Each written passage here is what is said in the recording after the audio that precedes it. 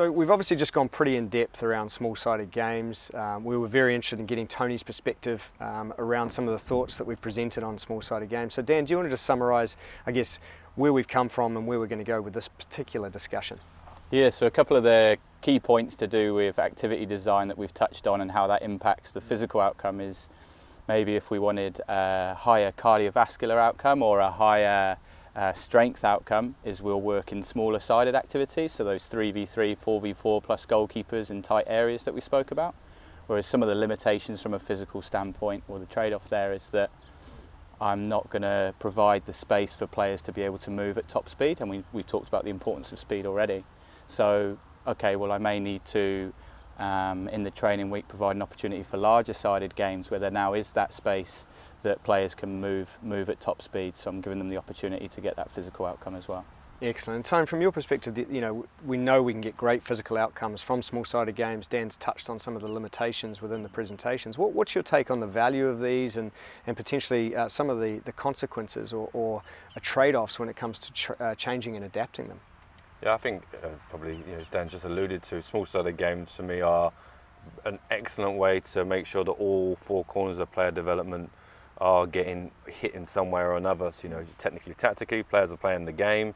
Physically, like Dan said, you can manipulate things to get different physical outcomes.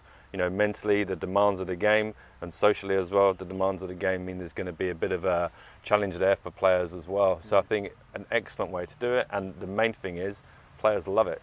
Players get to training.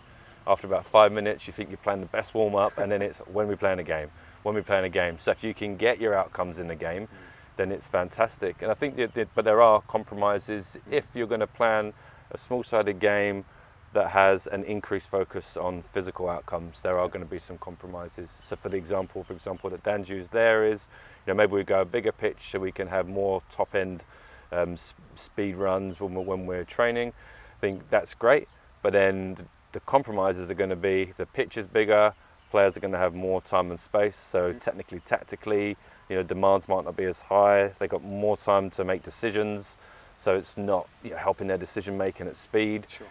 They be able to play on more touches, so it's not going to improve their ability to play on less touches. So I think as a coach, if you're aware of that and well, we're going to get an increased focus in here, but we are still going to get some technical and tactical outcomes in here, but you just know that they're going to be compromised a bit in this session in order to get the physical. But I think at the end of the day, as long as you're getting across your training session, you're hitting them all. So it might be you have a more increased technical, tactical warm-up, for example, knowing that it's going to be compromised, or if you've got your players 2 to 3 times a week, that across your training week, you're making sure that every area gets a nice piece of focus as well. Yeah. I think just being aware of those compromises as a coach and an understanding of what the players are going to gain, but every time you gain something's probably going to be lost as well. And you've touched on players love to play, like the engagement piece, right? This is so important in terms of players' enthusiasm for training. Potentially when you've got 2 goals, you've got that incentive, so players might put in a little bit more. I mean, in your experience, when you've put on sessions that you've reflected on that perhaps haven't gone so well versus others that have gone really well, is the game sort of ever present with those more positive sessions from your own experience? Or? Yeah, definitely. Yeah, I can think of quite a few sessions that haven't gone well, and typically they're not the ones where the game's involved. In terms of player enjoyment, which is our number one, player enjoyment, player safety, they're our number one, I think, responsibilities as coaches. And players love playing the game. So I would say it's typically when coaches maybe try and overcomplicate things and move away from the game as being the teacher, is maybe where the player enjoyment goes down, and definitely your ability to make sure holistically you're developing the player across all 4 corners is reduced.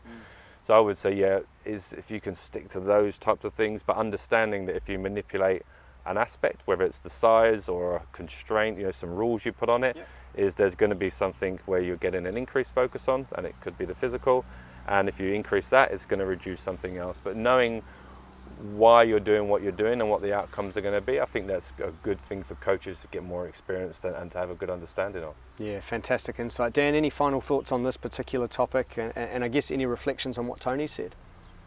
No. No idea. Love it. So, well, I think it's a really interesting topic. I think we've got some really good things to reflect on around those trade-offs, around those consequences, and I guess where we're going as coaches with our planning, including the game for motivation, for joy, as we've touched on, Dan, in the presentations. And of course, we've got that adaptability around the different outcomes we can get from stamina, strength, or speed. So really appreciate your insight, Tony. Thank you so much. Well, thank you, Dave. To watch another PDP coaching video, click here. And to subscribe, click here.